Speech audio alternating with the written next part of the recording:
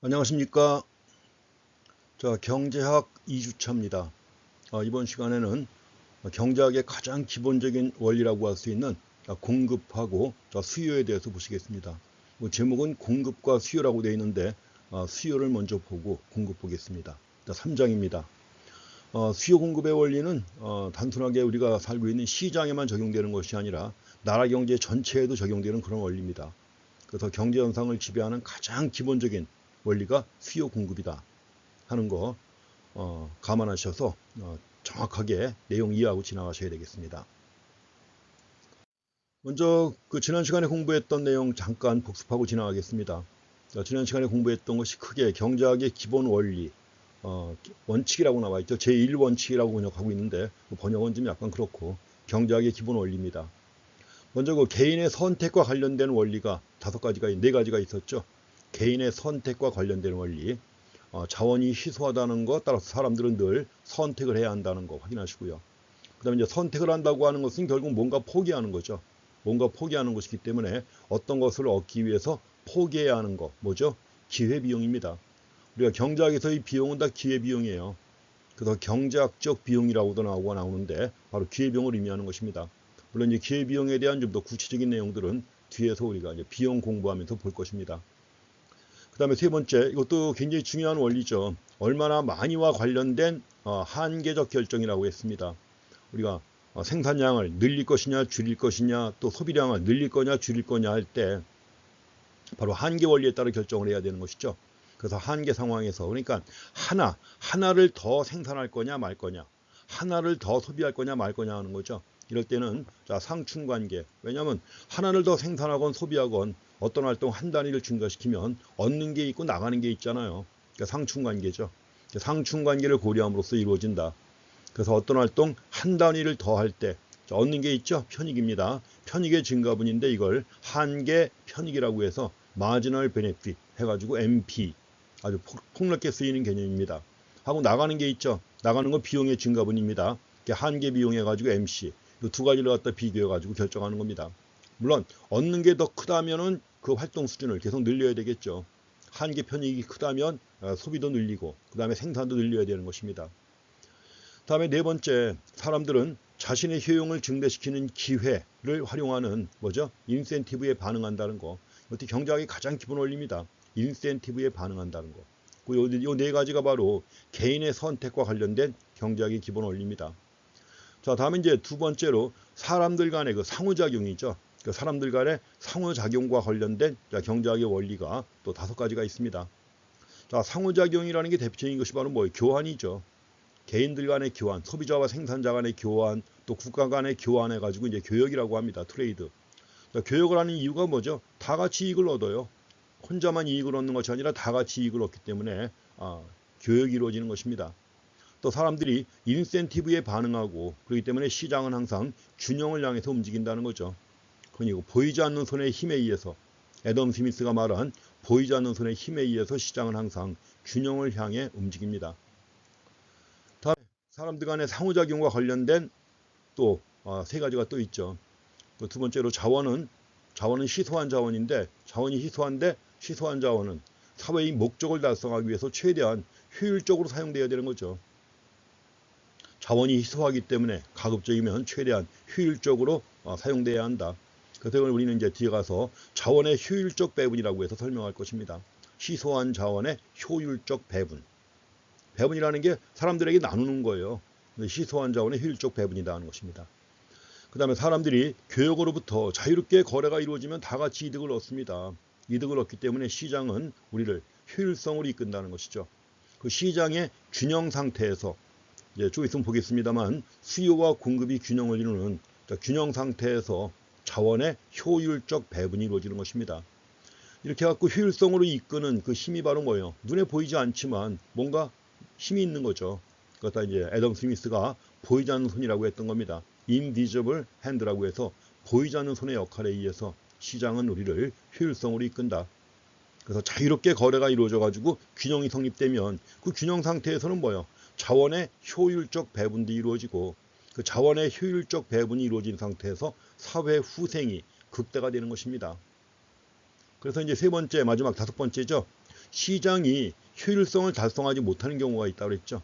시장이 효율성을 달성하지 못하는 경우는 뭐라고 그랬죠? 시장 실패라고 했습니다. 마켓 페일리어라고 하는 거죠. 시장 실패.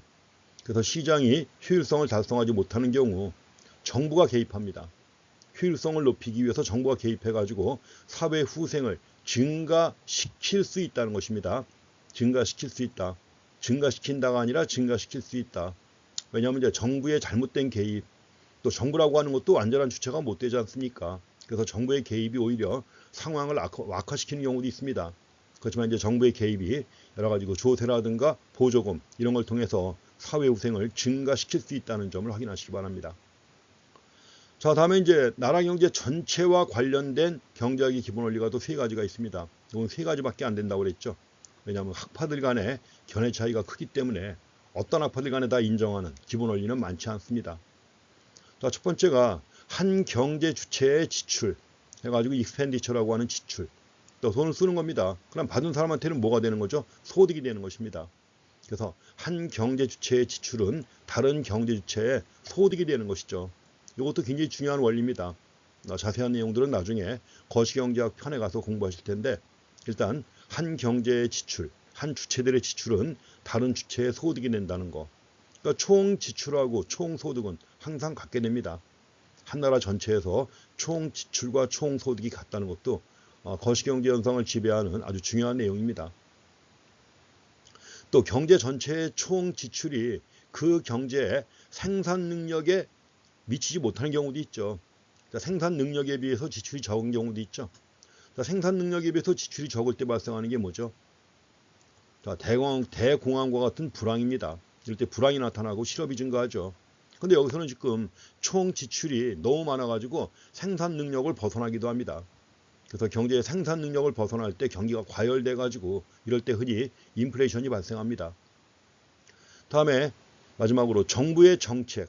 정부의 정책에는 이제 크게 두 가지가 있습니다. 이 재정수단을 이용하는 거예요. 정부 지출과 세금이라고 하는 재정수단을 갖다 이용하기도 하고 또 통화량이라고 하는 통화수단을 갖다 이용하기도 합니다. 그래서 정부 지출과 세금을 이용할 때 재정정책이라고 하는 것이고 통화량을 이용할 때 통화정책이라고 합니다. 이렇게 해갖고 이제 정부의 정책이 지출을 변화시킬 수가 있습니다. 이런 지출의 변화를 통해서 경제 안정화를 이룰 수가 있습니다. 바람직한 상태죠. 경제 안정화를 이룰 수 있다는 거. 자, 이렇게 해서 앞에서 봤던 11가지 경제학의 기본 원리를 먼저 다시 한번 확인하시고 이 내용들은 이제 계속해서 우리가 확인할 내용들입니다. 그렇기 때문에 11가지 기본 원리를 갖다가 다 해서 5가지로 구분해 가지고 내용을 확인하시기 바랍니다. 4가지, 5가지, 12가지죠. 12가지 원리. 책마다 맹쾌 경제학에서는 10가지를 제시하고 있고 또 버냉키의 경제학에서는 11가지 이런 식으로 좀 다르게 제시하고 있는데 비슷합니다. 그래서 경제학을 본격적으로 공부하기 전에 경제 현상을 지배하는 가장 기본적인 원리 확인하시고요. 자, 두 번째 봤던 것 중에 하나가 생산 가능 곡선이 있었죠. 이거 굉장히 중요한 개념입니다. 생산 가능 곡선, Production Possibility Frontier 해가지고 PPF라고도 하고 곡선이니까 이제 커브라고 해서 PPC라고도 했습니다. 자, 정의를 내리면 정의는 어떻게 되나요? 자, 책에 나와 있는 정의보다도 그냥 제가 가장 일반적인 정의를 제시해 놨는데 한 경제에 주어진 모든 자원을 완전이라는 말은 뭐예요? 남김없이 투입한다는 얘기예요. 남김없이 완전히 투입한다. 완전 고용이죠. 모든 자원을 남김없이 완전 고용할 때 그러면서도 효율적으로 투입하는 겁니다. 효율적이라는 얘기는 뭐예요? 자원의 낭비가 없다는 것이죠. 낭비 없이 효율적으로 생산에 투입한다. 완전히 그리고 가장 효율적으로 생산에 투입할 때 최대한 생산 가능한 근데 이제 두제화만 제시합니다. 왜 그래요? 모형을 단순화해야죠. 분석을 편리하게 하기 위해서 어떤 두제화만 있다고 가정합니다. 크게 두 그룹으로 나누면 되는 것이고 그래서 여기서 이제 두제화만 가지고 봤던 원리를 갖다가 제화가 더 많이 있는 경우에도 다 적용되는 거니까요. 그래서 두제화의 배합점들, 그래서 우리가 X제하고 Y제화, 두제화의 배합점들을 연결한 선이 생산 가능 곡선입니다. 이게 이제 경제학의 가장 기본적인 모형의 하나인 이유는 뭐냐? 이걸 가지고 여러 가지를 설명할 수가 있습니다. 그래서 생산 가능 곡선을 가지고 설명할 수 있는 경제학의 주요 개념들 뭐가 있는지 확인해 보시겠습니다. 뭐가 있죠? 일단 우리가 곡선상의 점들, 곡선상의 점들은 말씀드린 것처럼 뭐예요? 최대한 생산 가능한이에요. 말씀드렸죠? 자, 최대한 생산 가능한 두 지와의 배합점을 연결한 거예요. 최대한 생산 가능하다는 얘기는 뭐예요? 효율적이라는 얘기죠. 효율적이다. 그래서 생산 가능 곡선상의 점들은 바로 효율적인데, 이런 데도 이제 정확하게는 효율적인데 이럴 때 흔히 기술적 효율성이 있다고 합니다. 자, 효율성 개념도 몇 가지가 있습니다. 기술적 효율성 개념도 있고 경제적 효율성 개념도 있고 또 배분적 효율성도 있어요. 자, 기술적, 경제적, 배분적 효율성 이런 개념이 있습니다. 그리고 여러분들은 이제 금융학과이기 때문에 글로벌 금융학과이기 때문에 금융시장 많이 공부하죠. 금융시장에서 나타나고 있는 효율성이 또 하나 있습니다. 뭐가 있나요? 흔히 정보적 효율성이라고 들어보셨죠? 정보 효율성. 그 정보 효율성이라는 말은 뭐냐면 자, 새로운 정보 아니면 이미 나와 있는 정보가 주식 가격이나 채권 가격이 얼마나 반영되어 있는가 하는 거예요. 그래서 만약에 새로 나오는 정보가 주가에 충분히 반영되어 있다 이럴 때 뭐예요? 정보적 효율성이 있다고 하는 거예요. 그래서 이제 어떤 정보가 주가에 반영되어 있느냐에 따라서 약한 형태, 그 다음에 이제 강한 형태 이렇게 있습니다. 강성 효율성, 약성 효율성 해가지고 구분해요. 나중에 이제 공부하실 것입니다. 그래서 우리가 효율성이라고 하는 개념, 기술적, 경제적, 배분적, 그 다음에 정보적 효율성이 있다. 이런 겁니다. 근데 여기서는 이제 가장 기본적으로 최대한 생산 가능한 두 지와의 배합점에 생산 가능하다는 거. 이런 의미에서 효율적이라고 할 때는 기술적 효율성을 의미하는 것입니다. 그래서 효율적인 생산이 이루어지는 점들이죠. 곡선상의 점들, 생산 가능 곡선의 곡선상의 점들은 기술적 효율성이 있는 그런 점들이다. 그러면 곡선 밖에 있는 점들은 현재 주어진 자원과 또 현재 주어진 기술 가지고는 도달할 수 없죠. 도달할 수 없는 영역이죠. 그럼 곡선 안의 점은 뭔가요? 곡선 내부의 점은 둘 중에 하나겠죠. 완전히 투입되지 않거나 자, 생산 요소가 모든 자원이 완전히 투입되지 않거나 즉 뭐예요? 실업이 존재하는 겁니다.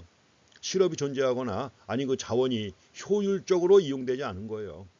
이럴 때 이제 곡선 내부에 위치하게 되는 것입니다.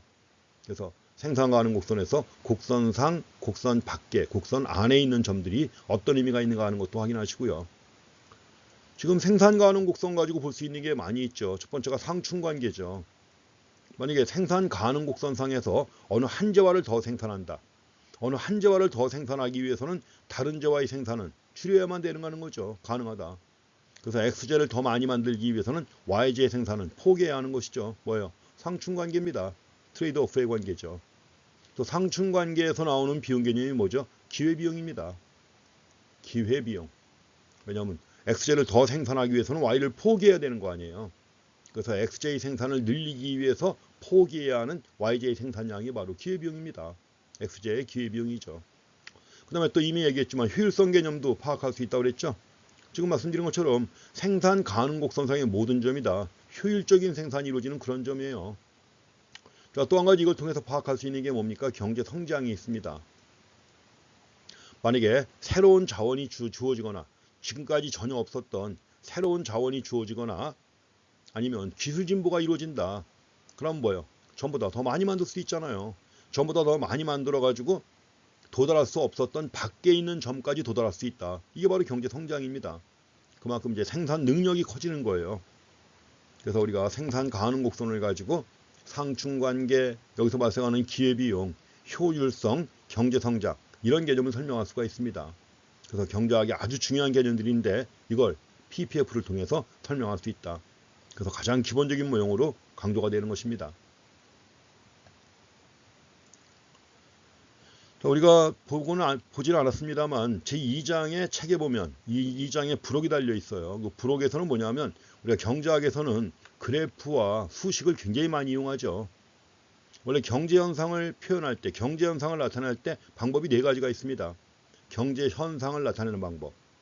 말로 설명하는 거죠. 첫 번째는 말로 설명한다. 예컨대 이제 좀 있으면 나오겠습니다만, 예컨대 가격이 하락하면 수요량이 증가한다. 그렇죠. 말로 설명해요. 예컨대 커피의 가격이 하락한다. 커피의 가격이 하락하면 커피의 수요량이 증가한다. 말로 설명합니다. 다음에 두 번째는 뭐냐면 이걸 표를 만들어서 보여줘요. 표를 만들어 가지고 커피 한 잔이 5,000원일 때, 4,000원일 때, 3,000원일 때, 2,000원일 때 제시한 다음에 각각의 경우 수요량이 얼마인가 이걸 표로 만들어서 보여주는 게 있습니다. 또 한 가지 이걸 표로 만들었다고 하면 가격과 수요량 쭉 나와 있잖아요. 표에. 이걸 그래프로 옮길 수가 있죠. 그래서 경제학에서 그래프를 굉장히 많이 이용합니다. 그리고 또 그래프에 나와 있는 걸 가지고 그래프를 갖다가 식으로 표현할 수가 있죠. 그래서 그래프하고 식은 굉장히 친근하게 보셔야 돼요. 근데 유감스럽게도 우리가 지금 그래프를 하나하나 원래 그래프 그리는 것은 제가 흑판에다가 선 하나하나 그려가면 여러분들이 따라 그리면서 배우는 거예요. 그래프 하나 딱 던져주고 그려봐라. 못 그려요. 대개는. 직선도 있고 곡선도 있고 많은데 뭘 먼저 그려야 될지 모르니까 잘 못 그립니다. 그래서 그래프도 충분히 그려보셔야 되고 그 그래프가 갖는 여러 가지 의미 자 그래프의 기울기 근데 접선의 기울기 아니면 그냥 선의 기울기 이런 것들 개념을 다 아셔야 돼요. 그래서 여기에 대한 간략한 설명이 제 2장에 부록해가지고 제시해놨는데 같이 보지는 못했습니다만 각자가 꼭 학습하고 지나가셔야 돼요. 그래서 그 책에 나와 있는 그래프 탄력성 구하는 거 예컨대 기울기 구하는 방법 이런 것들 여러 가지 방법 나와 있는데 꼭 확인하고 지나가셔야 합니다. 혼자 하셔야 돼요. 이런 것들은. 자 이제 본격적으로 2주차 내용 보시겠습니다. 자 수요 공급 이론이 나옵니다. 근데 우리가 지금 보는 수요 공급 이론은 기본적으로 완전 경쟁 시장을 전제로 해가지고 설명을 합니다. 수요 공급 이론 전제로 하는 게 완전 경쟁 시장을 전제로 해요. 별도로 명시적으로 언급하지 않아도 명시적으로 완전 경쟁 시장을 전제로 한다는 말을 하지 않아도 을에 수요 공급 이론 하면은 완전 경쟁 시장이 전제가 됩니다. 이것뿐만 아니라 예컨대 노동시장 같은 경우엔 노동에 대한 수요와 공급 마찬가지예요. 다 완전 경쟁 시장을 전제로 합니다. 이 경우 만약에 시장이 완전 경쟁 시장이 아니라면 상황이 매우 복잡해집니다. 복잡해진다. 처음부터 아주 잔뜩 겁주고 지나가죠. 그래서 기본적으로 완전 경쟁 시장, 사실 완전 경쟁 시장은 존재할 수 없는 시장이에요. 근데 경제학자들이 생각해낸 가장 이상적인 시장. 앞에서도 언급했습니다만, 근데 이상적인 상황이 뭐죠? 시소한 자원의 효율적 배분이 이루어지는 그런 시장. 이런 거예요. 하지만 현실적으로 이런 시장이 존재할 수 있느냐? 없다는 것이죠. 마찬가지로 시장이 완전 경쟁 시장이 아니라면 상황이 아주 복잡해집니다. 한 가지 예를 들고 있습니다. 그런데 대규모 판매자니까 대부분 다 독점 아니면 현실적으로 과점 기업이라는 게 있어요. 과점 해가지고 오리고폴이라고 합니다. 그래서 소수의 기업이 시장을 지배하는 게 과점 시장이에요. 우리가 현실에 가장 많이 존재하는 시장이 뭘까요? 그런데 지금 완전 경쟁 시장은 없다고 그랬죠. 독점 시장, 독점도 거의 없습니다. 왜냐하면 이제 저개발국이나 후진국으로 가면 독점 기업들이 아직도 꽤 많이 있습니다. 그렇지만 대부분 선진국 같은 경우에는 독점을 철저하게 규제하고 있어요. 그러니까 한국 같은 경우에도 과거에 한국전력 독점이었죠. 근데 이걸 여러 개로 해체시켰습니다. 정부가. 한국전력은 전력을 판매만 하고 생산은 다 나눈 거죠. 다 나눠가지고 남동발전, 중부발전, 서부발전 이런 식으로 나눠놨잖아요. 독점을 해체시킨 겁니다. 그러니까 독점이 별로 없어요. 그럼 현실적으로 가장 많은 것 중에 하나가 뭐냐? 과점입니다. 소수의 기업이 시장을 지배한다.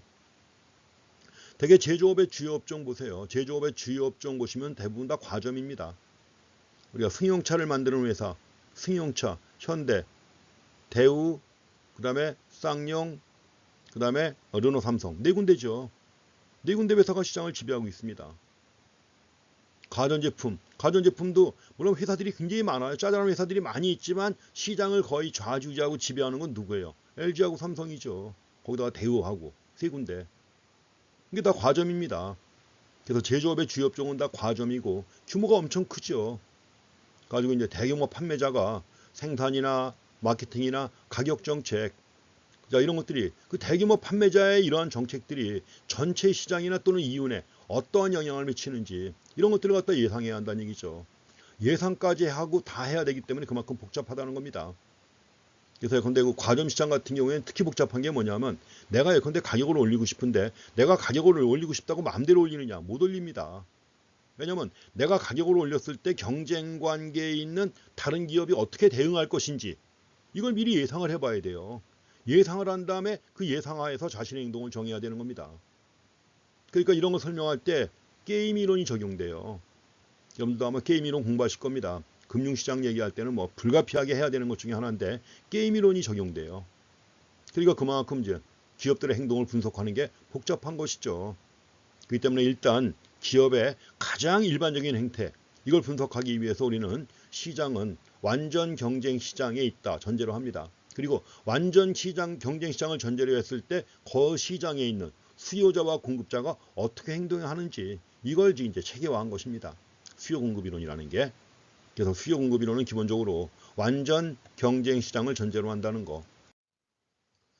자, 완전 경쟁 시장 해가지고 컴피티티브 마켓이라고 했습니다. 완전 경쟁 시장.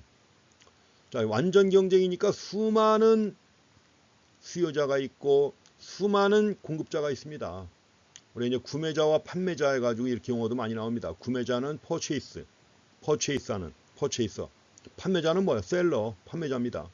그래서 이제 보통은 구매자라고 할 때 구매자가 누구예요? 수요자지요. 판매자는 뭡니까? 공급자죠. 그래서 수많은 완전한 경쟁이에요. 치열한 경쟁이 벌어진다 이겁니다.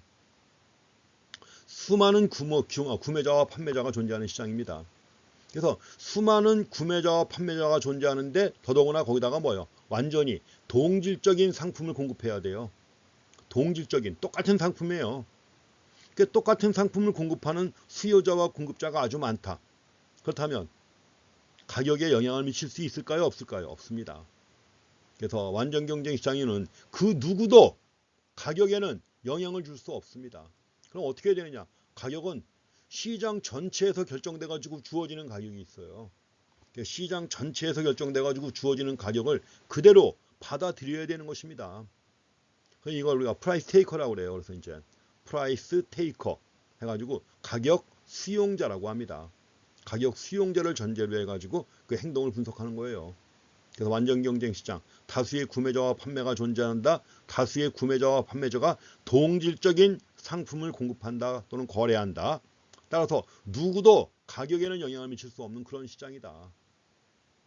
그래서 지금 우리가 보게 될 수요 공급 모형인데, 수요 공급 모형은 기본적으로 완전 경쟁 시장에 있는 수요자와 공급자 간의 거래가 이루어지잖아요.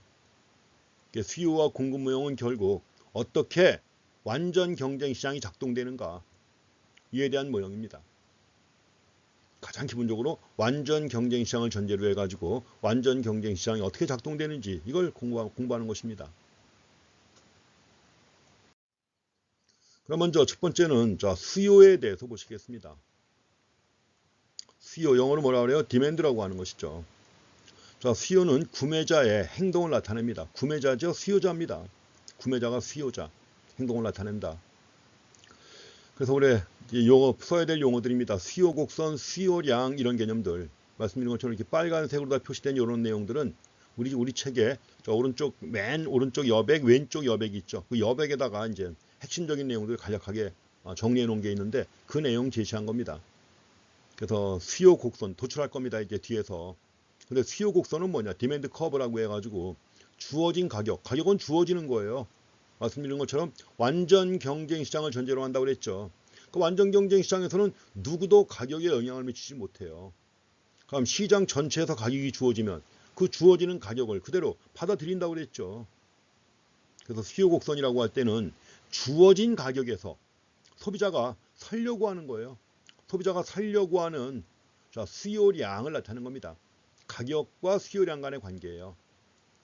주어진 가격에서 소비자가 살려고 하는 양, 수요량과의 관계를 나타내는 것이다. 그래서 가격과 수요량 간의 관계를 그래프로 표시한 게 수요 곡선이고 이것도 표로 만든다고 그랬죠. 이걸 표로 만들면 뭐가 되는 거예요? 표로 만들면 수요표 또는 수요 계획이라고 그래요.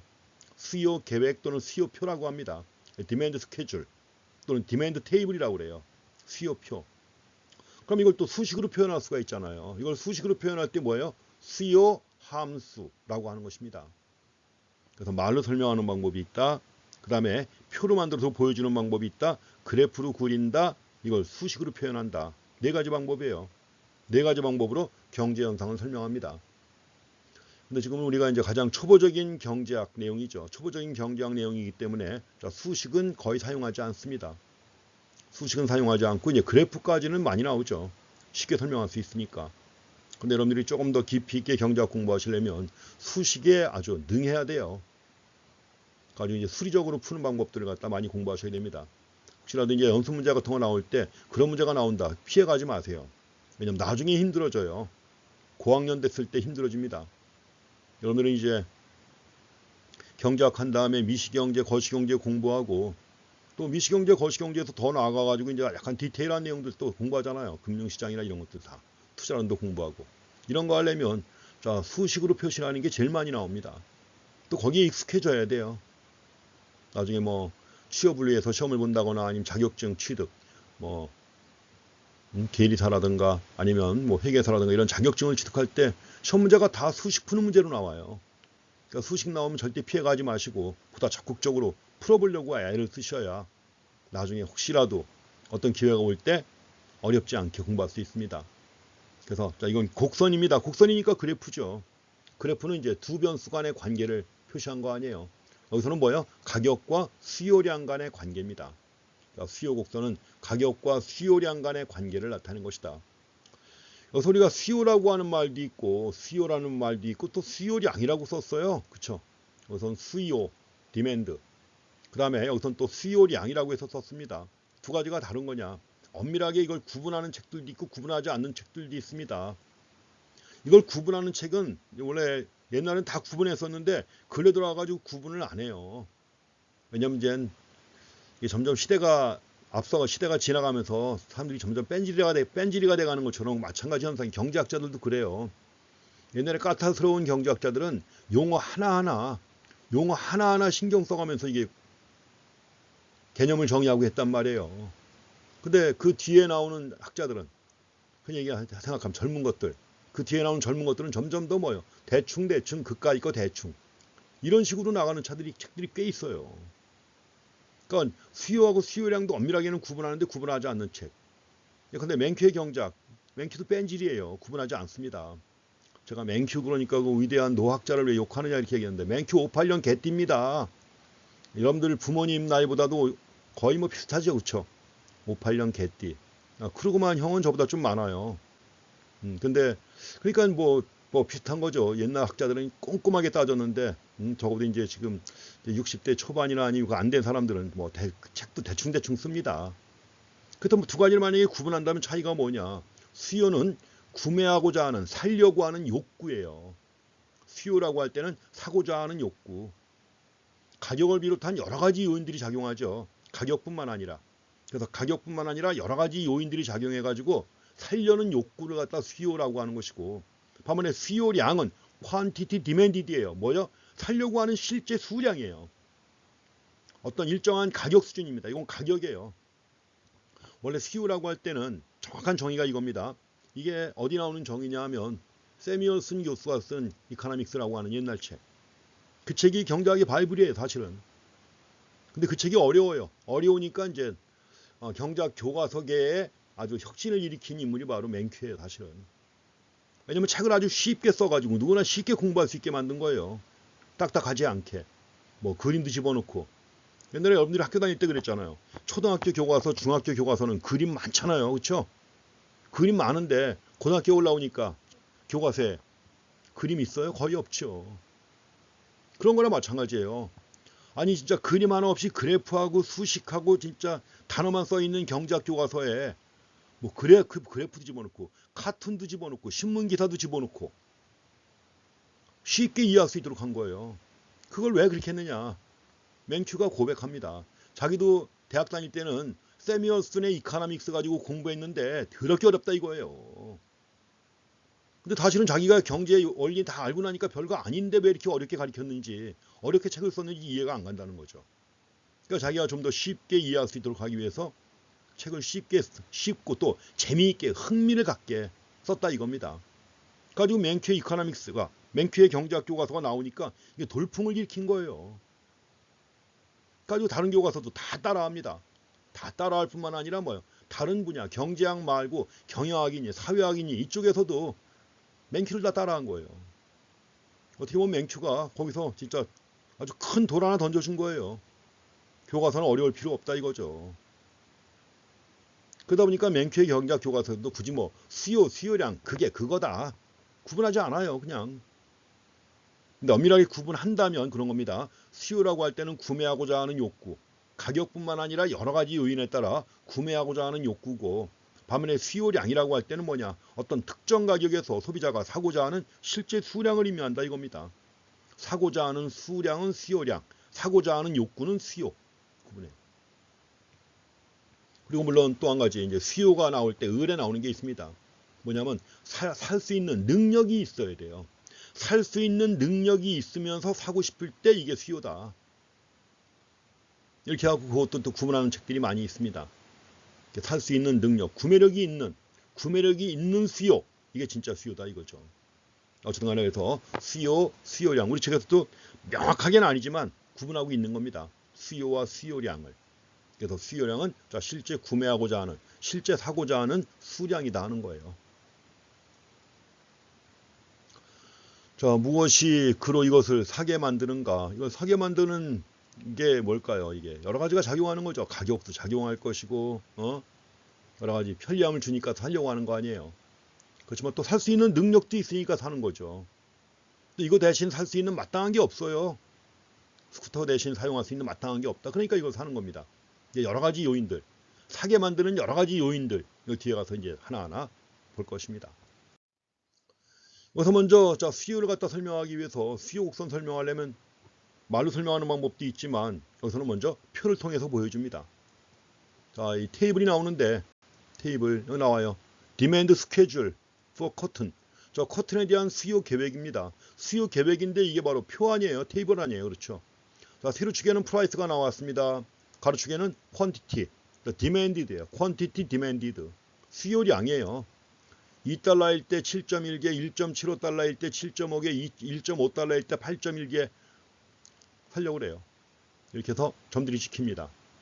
이게 바로 테이블 아니에요. 테이블이고 수요 계획이라고 하는 겁니다. 수요표 또는 수요 계획. 그럼 여기 나와 있는 이 수치들 있잖아요. 가격에 대한 수치들, 자, 수요량에 대한 수치들을 갖다가 표로 표현합니다. 그래프로 그리는 거예요. 자, 그래프 그릴 때 주의하실 것이 가로축에는 면직물의 양이 나옵니다. 면직물의 양이 나오고 세로축에는 가격이 나와요. 그런데 여러분들 주의하실 게 있습니다. 왜냐하면 고등학교 때 공부했던 수학하고 다르죠. 여러분들 수학 공부하실 때는 가로축에다가 뭘 표시를 했나요? 수학할 때 가로축에다가 뭐요? X축. 가로축이 X죠. X. 자, 세로축에 독립변수 Y를 갖다 표시를 합니다. 종속변수 Y를 표시를 하죠. Y를. 근데 자, 독립변수하고 종속변수는 배우셨죠? 독립변수는 뭐다? 원인이 되는 변수예요. 원인이 되는 변수고 그 원인에 따라 나타나는 결과는 뭐예요? 이게 종속변수란 말이죠. 근데 지금 우리가 그림에서 수요표에서 자, 수요량이 변화했죠. 자, 수요량이 점점 증가했는데 수요량이 증가한 원인이 뭐예요? 원인은 커튼의 가격이 하락한 거죠. 커튼의 가격이 하락해가지고 이런 결과가 나온 것입니다. 그럼 지금 이 관계에서 독립변수는 뭐예요? 프라이스. 독립변수는 프라이스, 종속변수는 뭐예요? 퀀티티. 퀀티티 디맨디드. 이거예요. 근데 고등학교 때 배웠던 수학에서는 독립변수를 갖다가 가로축에 표시합니다. 가로축에. 가지고 예컨대 y equal ax. y equal x라는 이런 식이 주어진다. 그러면 x 값이 얼마라고 주어지면 거기에 따라서 y 값이 결정되는 거죠. x 값에 따라서 y 값이 결정되는 거예요. 그러니까 x는 독립변수, 원인변수고 y가 종속변수란 말이죠. 수학에서는 그렇게 배웠죠. 근데 경제학에서는 대부분 다는 아닙니다. 경제학에서는 대부분 자, 독립변수를 여기서 가격 아니에요. 가격. 독립변수를 세로축에 표시를 해요. 독립변수를 세로축에 표시하고 종속변수를 가로축에 표시합니다. 항상 주의하셔야 돼요. 그래서 이게 수학에 나오는 그래프하고 경제학에서 나오는 그래프하고 달라요. 이게 왜 그럼 경제학에서는 왜 이러냐? 경제학자들은 바보냐? 아닙니다. 초창기에 이런 모형을 만든 경제학자 다 수학자 출신이에요. 수학자 출신인데 왜 이렇게 해놨느냐? 뭔가 지금 이유가 있겠죠. 제가 대학원 다닐 때 그 이유를 탐구해가지고 탐구 여행을 떠난 적이 있습니다. 탐구 여행이 뭐냐? 옛날의 문헌들 다 뒤집어 보는 거예요. 과거로 돌아가면서 다 뒤집어 보는 겁니다. 가지고 이런 식으로 표현하기 시작한 책을 찾았는데 그게 뭐냐? 알프레드 마셜의 경제원론이에요. 마셜이 쓴 최초의 경제원론. 그 최초의 경제원론에서 이런 식으로 다 표시가 되어 있던 거예요. 그럼 그 이전의 학자들은 못 찾았습니다. 그럼 결국 이런 식으로 세로축에다가 독립변수, 가로축에다가 종속변수를 표시한 게 원조가 알프레드 마셜입니다. 그럼 마셜이 바보냐? 몰라서 그랬냐? 아닙니다. 마셜 원래 수학자예요. 이렇게 한 겁니다. 그럼 수학자면서 수학에서 쓰는 방법들을 아는데 이렇게 표현했다. 그럼 뭔가 뜻이 있지 않겠느냐 이겁니다. 이제 마셜의 생각을 캐내야죠. 이제 왜 이런 식으로 했을까? 그 생각을 캐낸 결과는 제가 판단하는 겁니다. 물론 몰라요. 확인된 거 아닙니다. 그러니까 제 생각이에요. 제 생각인데 우리가 경제학에서 가장 중요한 힘 중에 하나가 뭐죠? 시장을 움직이는 가락동 농수산물 시장, 그 밤사이에 그 전국 각지에서 엄청난 양의 수백 대의 차량이 하나 가득 싣고 올라왔는데 새벽이면 다 팔려나갑니다. 그걸 가능하게 하는 게 뭐야? 가격입니다. 시장을 움직이는 가장 중요한 힘이 뭐냐? 가격입니다. 그래서 그 가격, 결국 시장의 움직임이라는 게 결정적으로 가격이 정해지면 그 가격을 매겨내가지고 뭐요? 자원의 효율적 배분이 이루어지는 거죠. 그래서 그 엄청난 힘을 가진 엄청난 의미가 있는 가격, 이 가격을 좀 더 부각시키기 위해서 세로축에다가 우리 눈에 띌 때 우익 부분 아니에요. 세로축에 표시한 게 아닌가 추측입니다. 추측인데 어쨌든 간에 이걸 통해서 여러분들은 주의하셔야 돼요. 자, 경제학에서는 다 근데 여러분들이 공부하게 되는 대부분의 모형은 다 마찬가지예요. 다 그런 건 아니지만 여러분들이 적어도 교과서에서 만나게 되는 모형은 다 그렇습니다. 세로축에다가 뭘 표시를 한다? 가격 변수예요. 세로축에다가 가격 변수를 표시를 해요. 그리고 이제 뒤에 가면 또 나라 경제 전체와 관련해 가지고 총 수요, 총 공급 모형을 공부하시는데 거기서도 세로축에 물가를 표시를 합니다. 세로축에 물가 표시예요. 화폐시장의 균형을 설명하는 화폐시장 모형이 있습니다. 화폐에 대한 수요와 공급에 의해서 이자율이 결정되는 원리예요. 그러니까 이자율은 화폐의 가격 아니에요. 마찬가지로 화폐시장의 균형을 설명하는 모형에서도 이자율은 세로축에 표시합니다. 노동시장의 균형을 설명할 때도 세로축에다가 임금률을 표시를 해요. 노동의 가격.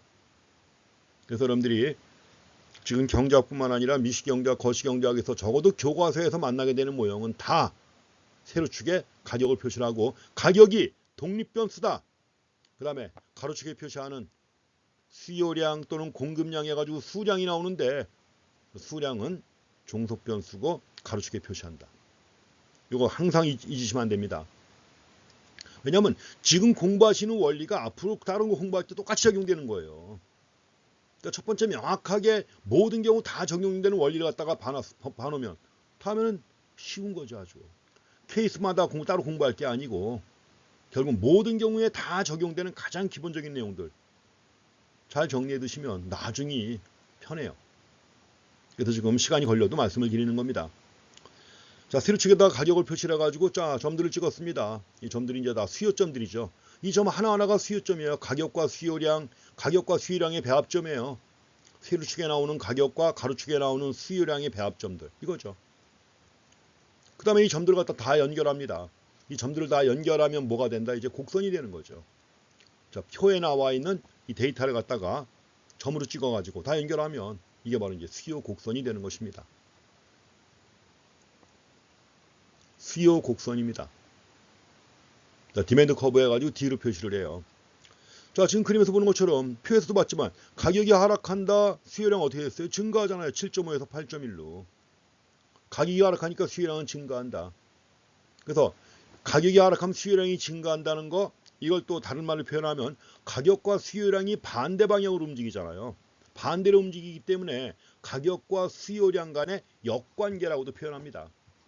가격과 수요량 간의 역관계 또 가격과 수요량 간의 음의 관계라고도 표현해요. 음의 관계. 결국 역관계는 음의 관계나 다 뭐예요? 마이너스 관계라는 얘기죠. 가격과 수요량 간의 역관계, 또 가격과 수요량 간의 음의 관계. 마이너스 관계입니다. 반대로 움직이는 거예요. 가격과 수요량이. 그래서 가격이 하락하면 수요량이 늘어난다. 가지고 자, 수요 곡선이 이런 식으로 그려집니다. 자, 지금 우리가 이 수요 곡선의 형태를 말로 설명할 때 뭐라고 하느냐면 오른쪽 아래를 향한다 해가지고 우하향 한다고 합니다. 앞에서 우리가 생산 가능 곡선 얘기할 때도 말씀을 드렸죠. 오른쪽 아래를 향한다 해가지고 우하향 한다. 그래서 수요 곡선은 우하향하는 곡선이다. 그리고 우하향한다는 얘기는 결국 뭐예요? 가격과 수요량이 역관계 또는 음의 관계에 있다는 것이고, 이 가격과 수요량 간의 역관계를 갖다가 또 뭐라고 하느냐. 그 법칙 아니에요. 이것도 법칙이에요. 왜냐하면 대부분의 재화는 가격과 수요량이 다 역관계입니다. 노동시장도 마찬가지고 화폐시장도 마찬가지고 다 마찬가지예요. 나라 경제 전체도 마찬가지고 가격과 수요량 간에는 항상 역관계가 있다. 물론 예외는 있습니다. 예외는 있지만 이게 지배적인 법칙이에요. 예외가 좀 있다고 해도. 물론 이제 자연법칙에는 예외가 없지만 사회법칙에는 사회현상을 지배하는 사회법칙 그중에 경제법칙에는 항상 예외가 있죠. 예외가 있지만 그러나 무시할 수 있을 정도로 큰 영향을 미치는 것은 아니기 때문에 법칙이라고 그래요. 수요법칙입니다. 수요법칙을 한마디 말로 표현하면 뭐다? 가격과 수요량 간의 역관계 또는 음의 관계다. 한마디로 표현하면 돼요. 좀 더 길게 하려면 가격이 하락하면 수요량이 증가하고 가격이 상승하면 수요량이 감소하는 현상이다. 이렇게도 표현합니다. 말로 길게. 자, 이렇게 해서 기본적으로 수요 곡선 도출했습니다. 여기서 또 한 가지 아주 중요한 겁니다. 이것도 앞으로 모든 경제 공부하실 때 항상 적용되는 거예요. 뭐냐면 수요의 변화와 수요량의 변화를 구분하셔야 돼요. 자, 수요의 변화와 수요량의 변화를 구분한다. 이걸 구분하려면 당연히 또 개념도 수요와 수요량을 구분해야 되는 거 맞지요. 자, 수요의 변화와 수요량의 변화. 자, 일단 순서대로 책에 나온 대로 보겠습니다. 먼저 자, 수요의 변화가 나왔어요. 수요의 변화. 자, 수요의 변화는 뭐냐면 가격은 변화가 없어요. 1달러 똑같습니다. 가격은 변화가 없는데 수요량이 증가한 거예요. 여기서 여기까지. 가격은 변화가 없는데 수요량이 증가한 겁니다. 자, 세로축에 나와 있는 종속 변수인 가격은 변화가 없다. 근데 수요량이 증가했어요. 뭐 이유는 여러 가지가 있겠죠. 예전에 1달러일 때 예컨대 스타벅스 한 잔 1달러다 10잔 먹었어요. 하루에. 하루는 그렇고 한 달에 10잔 먹었다. 근데 소득이 증가해요. 소득이 증가하니까 1달러 전과 똑같지만 더 많이 먹는 거예요. 15잔. 그러니까 소득이 증가한 거예요. 소득이 증가하면 수요가 증가한단 말이에요. 이렇게. 가격은 전과 똑같지만 전보다 더 많이 소비하려고 한다. 이거죠.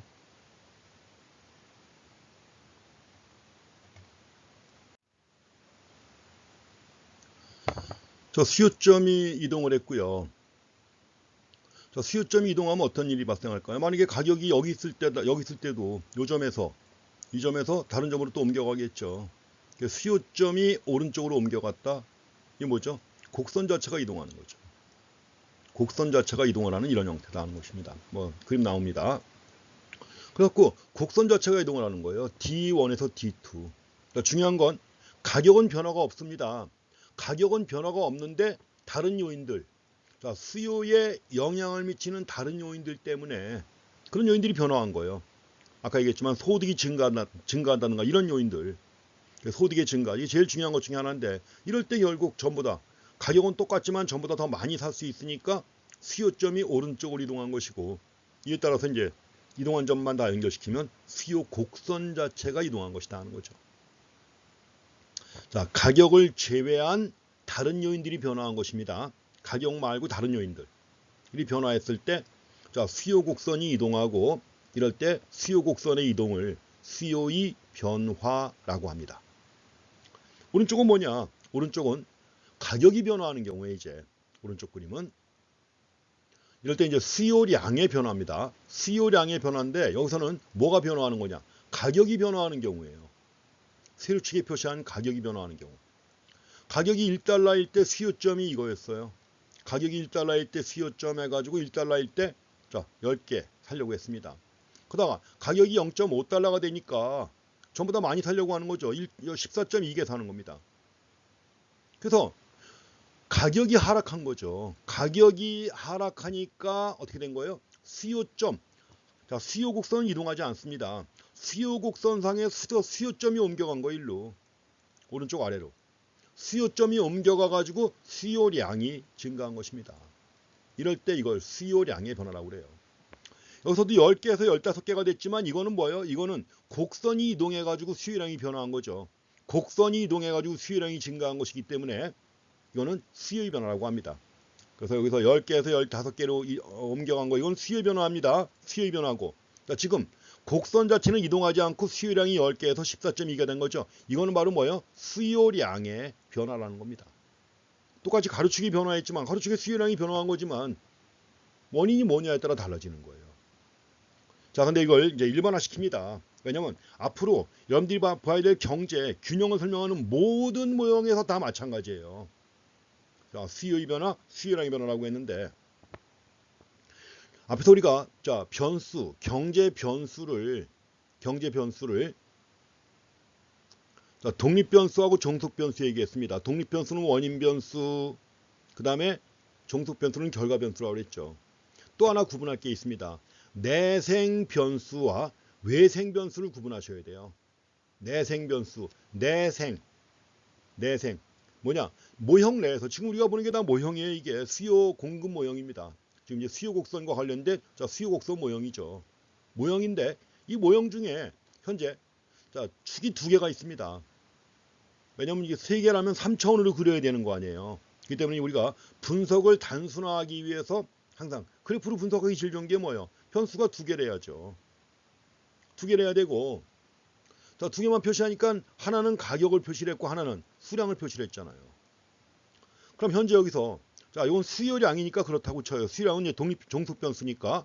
그러면 독립 변수 중에서 수요량에 영향을 미치는 여러 가지 독립 변수가 있어요. 여러 가지 독립 변수가 있는데 그 중에서 현재 이 모형에 표시된 이 모형 안에 표시된 독립 변수는 뭐예요? 가격 하나죠.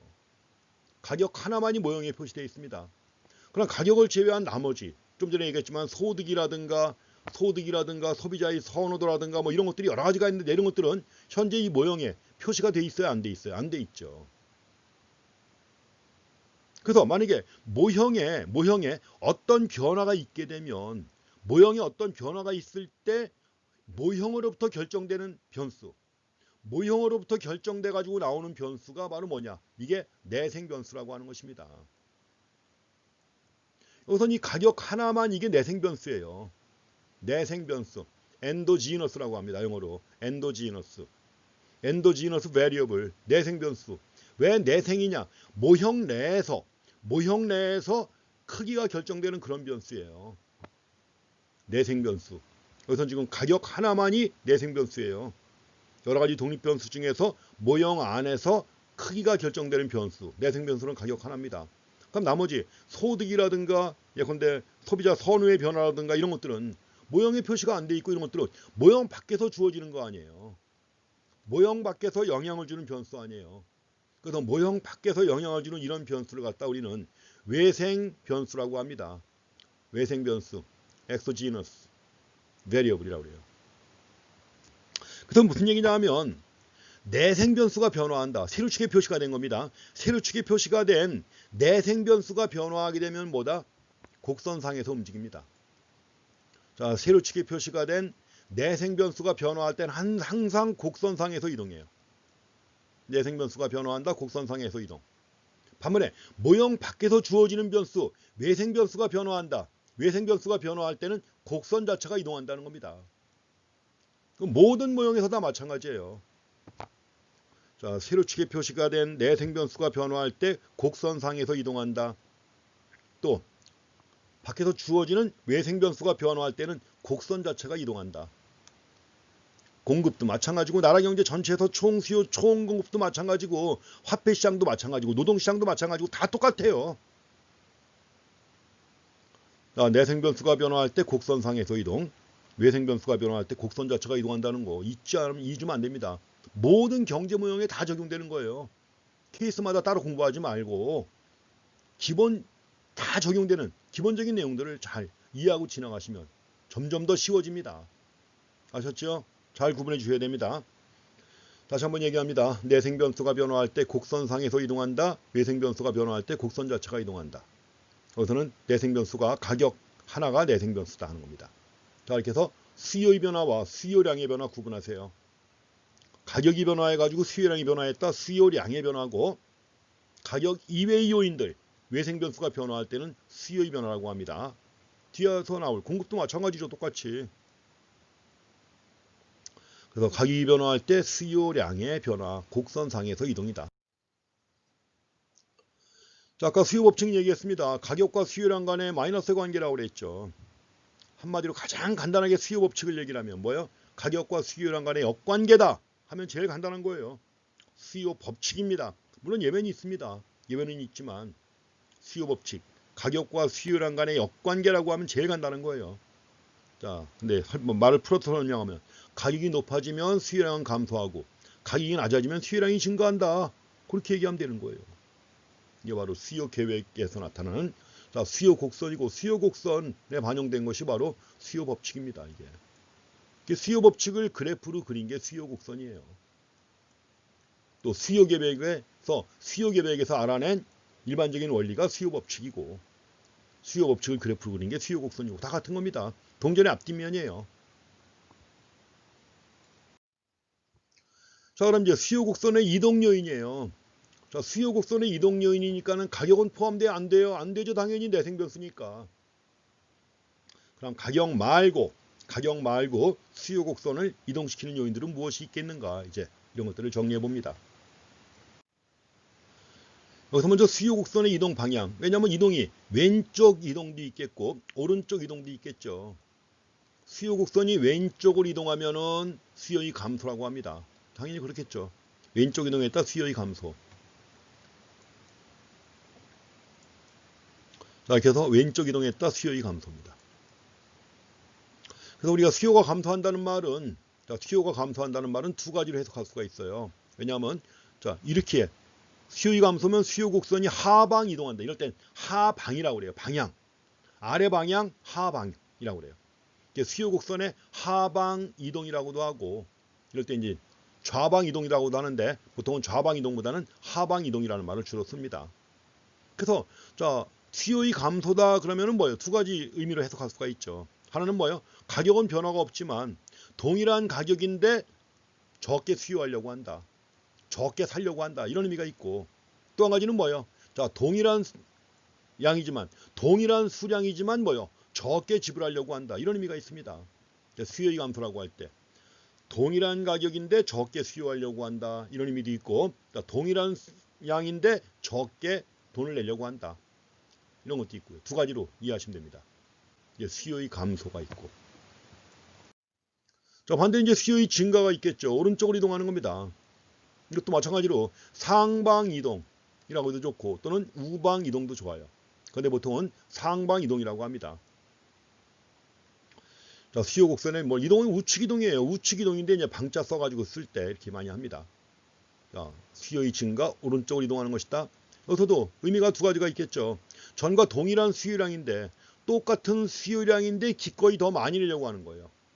똑같은 수요량이지만 기꺼이 더 많이 내려고 한다.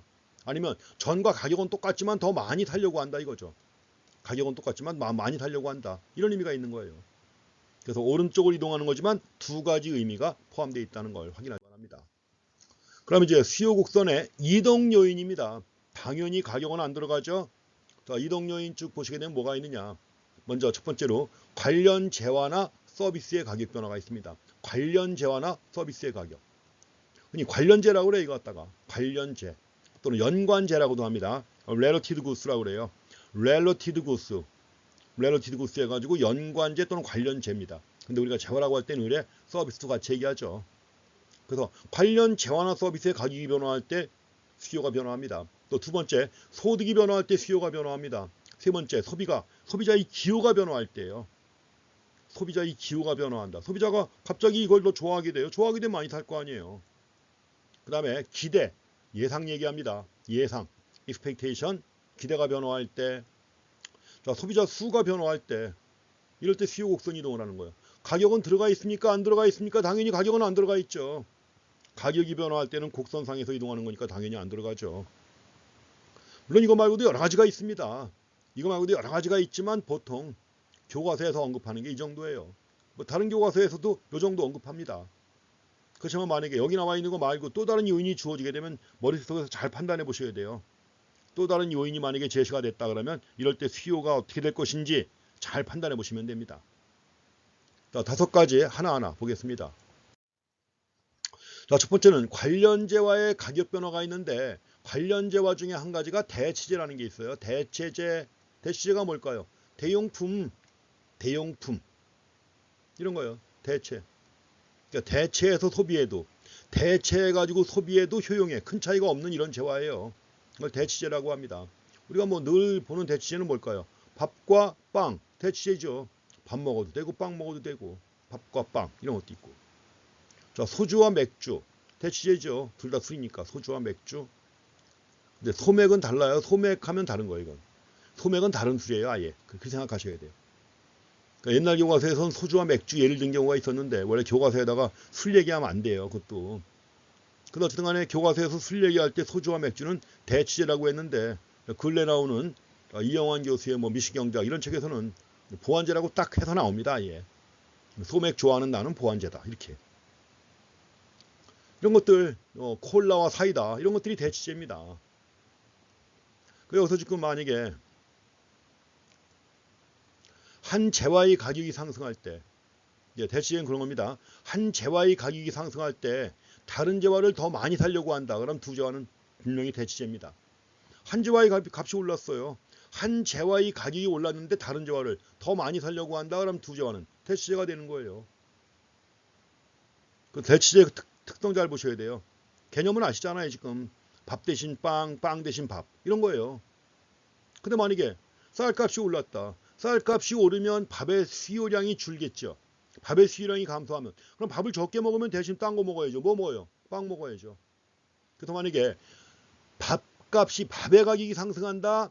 밥의 가격이 상승하면 밥의 수요량은 감소할 것이고 밥의 수요량이 감소하니까 대신 빵의 수요는 증가하겠죠. 그래서 한 재화의 가격이 상승할 때 그로 인해 가지고 다른 재화의 수요량이 증가한다면 두 재화는 대치재입니다. 영어로 substitute이라고 해요. 대치재. 그래서 대치재는 한 재화의 가격과 한 재화의 가격과 다른 재화의 수요량이 같이 변화해요. 같이 상승할 때 같이 증가해요. 상승할 때 같이 증가한다. 이겁니다. 그래서 한 재화의 가격과 다른 재화의 수요량이 같은 방향으로 움직인다면 다른 재화의 수요가 같은 방향으로 움직인다. 두 재화는 대치재입니다. 여기 뭐 하와이 여행이나 멕시코 여행이나 대치재죠. 하와이 여행과 멕시코 여행은 대치재죠. 그렇죠? 대치재가 있고요. 또 한 가지가 있습니다. 지금 보완제 얘기했었잖아요. 제가. 관련재와의 가격 변화해가지고 보완제가 있습니다. 보완제는 반대로 한 재화의 가격이 상승할 때 다른 재화를 적게 사려고 그래요. 다른 재화를 적게 사려고 한다. 한 재화의 가격이 상승했는데 소비자가 다른 재화를 더 적게 사려고 한다. 두 재화는 보완제입니다. 컴플먼트예요. 보완제. 만약에 소주값이 올랐습니다. 소주값이 올랐어요. 소주값이 오르면 소주 수요량이 감소하겠죠. 그러면 소주 수요량이 감소하게 되면 맥주 수요량도 감소하는 거 아니에요. 그럼 둘이 보완제죠.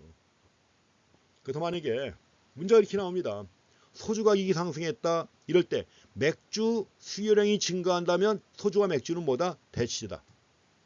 소주 가격이 상승했다. 근데 이로 인해 가지고 맥주의 수요량이 감소했다면 소주와 맥주는 뭐다? 보완제다. 그럼 소주 가격이 상승했는데 맥주 수요량은 전혀 변화가 없다. 둘 사이에는 아무런 관계가 없는 거예요. 둘 사이에 아무런 관계가 없을 때는 독립제라고 합니다. 독립제. 자, 대치제, 보완제 관계에 그렇게 이해하셔야 돼요. 한 재화의 가격과 다른 재화의 수요가 같은 방향으로 움직이면 두 재화는 대치제다. 한 재화의 가격과 다른 재화의 수요가 반대 방향으로 움직이면 두 재화는 보완제다 하는 거죠. 그 보완제는 함께 구매해야만 쓸모가 있는 거예요. 함께 구매해야. 예컨대 여기 자동차가 있다면 휘발유. 자동차가 있죠. 자동차 움직일 때 필요한 게 뭐예요? 휘발유죠. 자동차와 휘발유는 보완제입니다. 자, 경제학 교과서에서 흔히 많이 드는 예가 그겁니다. 자동차와 가솔린 보완제다. 이 많이 듭니다. 그래서 관련제의 가격 변화 가지고 대치제와 보완제 얘기했습니다. 다음에 두 번째, 소득의 변화입니다. 자, 소득이 변화하게 되면 수요가 달라지는데 여기서 그 어떤 재화냐, 그 재화가 어떤 재화냐에 따라 달라져요. 왜냐하면 자, 소득이 증가할 때 수요가 증가하는 재화도 있고 소득이 증가할 때 수요가 감소하는 재화도 있단 말이에요. 그러니까 수요가 증가하는 재화, 감소하는 재화 해가지고 재화의 속성에 따라 달라진다는 겁니다. 그래서 수요에 대한 소득의 변화 효과는 재화의 속성에 달려 있다. 그래서 이럴 때 재화를 정상재, 그 다음에 열등재로 구분합니다. 만약에 소득이 증가했는데 재화에 대한 수요가 증가한다. 이 재화는 좋은 재죠. 좋은 재화예요. 소득이 증가하니까 수요가 증가한다. 이 좋은 재화죠. 정상재입니다. 반면에 소득이 증가할 때 수요가 감소하는 재화도 있습니다. 열등재라고 그래요. inferior goods. 소득이 증가할 때 수요가 감소하는 재화예요. 열등재. 여기 지금 열등재라고 해놓고 이렇게 해서 뭔가 이게 컵라면을 해놨죠. 컵라면에 대한 모독 아닙니까? 컵라면에 대한 모독. 아, 그렇죠. 열등재. 자, 외국 교과서에서 열등재 예로 많이 드는 게 뭘 예를 많이 드느냐? 피너스 버터를 갖다 열등재라고 해놨어요. 다른 교과서에도 피너스 버터. 우리 얼마나 퍼먹는 건데 그냥, 그쵸? 없어서 못 먹고 퍼먹는 건데 열등재. 원래 이제 인종차별적인 얘기들이 거기서 많이 나옵니다. 옛날부터 뭐 그거는 뭐 누구나 먹는 것이다 뭐 이런 식으로 해가지고 많이 나오던 얘기예요. 교과서에서까지도. 그래가지고 이제 뭐 그거 돈 없는 사람이나 먹는 것이고 그러니까 누구는 돈이 없다 뭐 이런 전제죠. 그러니까 소득이 증가하면 피너스 버터 안 먹는다는 얘기예요. 살찌고 이러니까. 그래서 그걸 열등제라고 해놓은 겁니다. 여러분들한테 적절한 표현 중에 하나가 주한역의 511 버스. 주한역의 511. 근데 타보셨나요? 못 타보셨죠. 거의. 20학번들은 거의 못 타보셨죠. 주한역의 511 어떤지. 예, 2학년 이상은 아실 텐데. 그 주한역의 511 분명히 열등제입니다. 만약에 부모님이 용돈을 2배 준다. 부모님이 용돈을 2배 준다 그러면 511 타요? 안 타죠? 택시 타죠. 뭐 택시도 만만치 않습니다만. 이런 게 열등제예요. 10,000원의 시내버스 이런 거다. 지하철 9호선 열등제죠. 교통비도 많이 쓸 수 있다 그러면 지하철 9호선 누가 탑니까? 안 타죠. 이런 거예요. 그래서 소득이 증가할 때 수요가 증가하면 정상제, 소득이 증가할 때 수요가 감소하면 열등제입니다. 그래서 정상제, 열등제도 항상 구분하셔야 돼요. 왜냐면 바로 뒤에 가면 또 나와요. 우리가 탄력성 구할 때 소득 탄력성이 뭐냐 해가지고 이런 거 구할 때 또 나오니까 일단은 개념은 명확하게 이해해 놓으셔야 돼요. 자, 소비자의 기호가 변화하는 겁니다. 이 기호라고 할 땐 여러 가지 유행도 포함되는 거예요. 어떤 재화가 갑자기 유행을 탄다. 그 재화 수요가 증가하잖아요. 왜냐면 그 재화에 대한 소비자의 선호가 달라진 거예요. 그렇지만 기호나 선호, 영어로 테이스트라고 합니다. 테이스트라고 해가지고 함수로 표시할 때 T자로 써요. 그러니까 기호나 선호, 주관적입니다. 물론 소비자에 따라 다 다른 거죠. 이거는. 그렇지만 어쨌든 간에 자, 소비자 수요가 변화하면 재화에 대한 수요가 변화하죠. 몇 년 전부터 갑자기 롱패딩, 롱패딩 수요가 갑자기 증가했었죠. 어두울 때 길거리 가다 보면 사방에 까만 기둥 서 있는 거. 그래서 한 2년 반짝한 다음에 한물 갔죠. 또 이것도. 그렇게 인기를 끌더니 약간 한물 간 거예요. 그런 게 있잖아요. 이렇게. 유행을 탄다 이런 것들. 이게 바로 소비자의 기호입니다. 기호가 변화하면 당연히 수요가 변화하는 거 당연하죠. 그래서 계절적 변화 또는 유행 이런 것들이 자, 수요에 미치는 영향 이것도 예상할 수 있어야죠. 당연히. 자, 10월에 부채에 대한 수요는 될 것인가 생각해요. 그 다음에 소비자의 기대가 변화하는 겁니다. 기대는 다른 게 아니라 예상을 얘기하는 거예요. expectation. 자, 구매 시점에 대해서 선택할 수 있다면 기대에 따라 구매할 것이다. 기대라고 하는 게 예상인데 예상은 우리가 흔히 예상 중에 뭐가 있을까요? 가격이 오를 거라는 예상. 가격이 오를 거라는 예상 또는 뭐요? 경기가 좋아질 거라는 예상. 경기가 나빠질 거라는 예상. 이런 것들이 경제학에서 중요한 기대 중에 하나입니다. 가격 상승에 대한 기대, 경기 변동에 대한 기대 이런 것들이 중요해요. 그래서 기대에 따라 달라지는 것입니다. 그래서 소비자들은 가장 저렴한 가격에 구입하기 위해서 미래 가격에 대한 기대입니다. 예상이에요. 미래 가격을 예상하는 거예요. 미래 가격을 예상해가지고 그 예상에 따라 현재 지출을 조정하죠. 이런 것들이 경제학에서는 크게 과거에 중요시하지 않았는데 최근에는 매우 중요하게 된 거예요. 미래 가격에 대한 기대에 따라 현재 지출을 조정합니다. 그래서 엑스박스 360 콘솔 가격이 크리스마스 직전에 하락할 것으로 예상한다. 그럼 지금 사요? 안 사죠? 당연히. 가격 하락이 예상되면 하락한 다음에 사야 될 거 아니에요. 그럼 지금은 수요량이 줄겠죠. 안 사죠. 당연히. 가격 하락이 예상되면 하락한 다음에 살려고 할 것이고 가격 상승이 예상되면 지금 빨리 사야죠. 상승하기 전에 지금 빨리 사야죠. 그래서 가격 상승이 예상되면 수요는 증가한다. 반면에 가격 하락이 예상되면 지금 수요는 감소하는 거예요. 이렇게 해갖고 소비자의 예상 또는 기대가 영향을 미칩니다. 이게 지금 나왔던 게 엑스박스라고 하는 거. 소비자 수가 변화합니다. 인구가 많아지면 소비자가 많아지는 거죠. 인구가 변화한다. 또 인구 구성도 중요합니다. 인구 구성이 변화하는 거예요. 그래서 인구가 변화하게 되면 특정 재화에 대한 구매자 수가 변화합니다. 결국 수요에 영향을 미친다는 거죠. 혹시 뭐 러시아의 출생률이 하락한다 그러면 기저귀 수요 예상해야죠. 이렇게 해갖고 여러 가지 요인들이 수요에 영향을 미친다. 5가지 얘기했습니다. 5가지가 뭐죠? 자, 관련성이 있는 재화, 대치재하고 보완재의 가격 변화, 또 한 가지 뭐예요? 소득의 변화, 그 다음에 소비자의 기호의 변화, 기대의 변화, 소비자 수의 변화, 5가지입니다. 5가지가 외생 변수예요. 그래서 외생 변수가 변화할 때 곡선 자체가 이동하는 거죠. 자, 곡선 자체가 이동한다고 했는데 이걸 종합해서 한번 또 정리하고 지나가셔야 되고, 자, 지금까지 우리가 본 건 개별 수요 곡선이에요.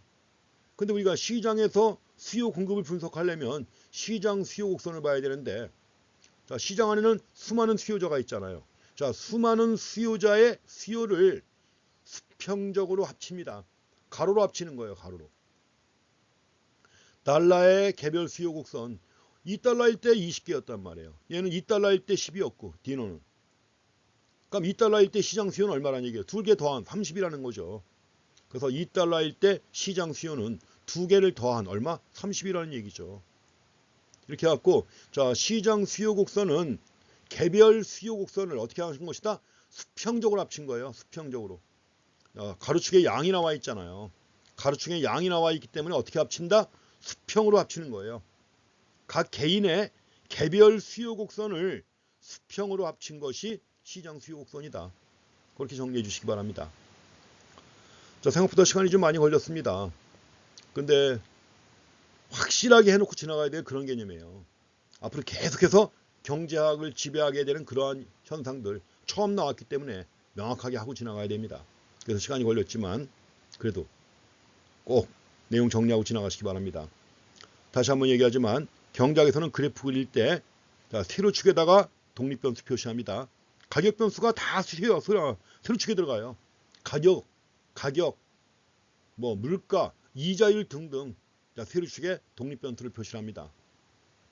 그 다음에 또 한 가지 내생변수가 변화한다. 세로축에 표시가 된 게 내생변수죠. 지금 모형 안에 포함되어 있는 변수가 그거 하나니까 내생변수가 변화할 때 곡선상에서 이동한다. 외생변수가 변화할 때는 곡선 자체가 이동한다는 거 절대 잊으면 안 됩니다. 이번 시간 여기까지 하겠습니다. 자, 과제 정리해가지고 제출하시기 바랍니다. 근데 과제물을 갖다가 이제 한글 문서나 워드로 작성하시잖아요. 근데 다 작성한 다음에 반드시 한번 읽어보세요. 반드시 한번 읽어보시고 저장은 어디서 해야 돼요? 맨 윗줄에서 저장하시기 바랍니다. 꼭 진짜 죽을 때까지 지켜야 돼요. 죽을 때까지 어떤 문서를 작성하더라도 문서를 저장할 때는 어디서 한다? 맨 위에서 한다. 1페이지 맨 위. 꼭 지키시기 바랍니다. 잊어먹을 게 아니에요. 자기소개서 컴퓨터로 제출하는 거 있죠. 열었는데 맨 꼬랑지가 나온다. 그냥 덮어버립니다. 읽어보지도 않아요. 그냥 덮어버려요. 개념 없는 인간. 사고칠 인간. 진짜입니다 이거. 그래서 과제 작성할 때 작성한 다음에 문서로 작성해가지고 저장할 때 꼭 1페이지 맨 위에서 저장합니다. 과제는 한 장짜리라도 맨 위에서 저장하세요. 꼭. 이번 시간 여기까지 합니다. 자, 수고했습니다.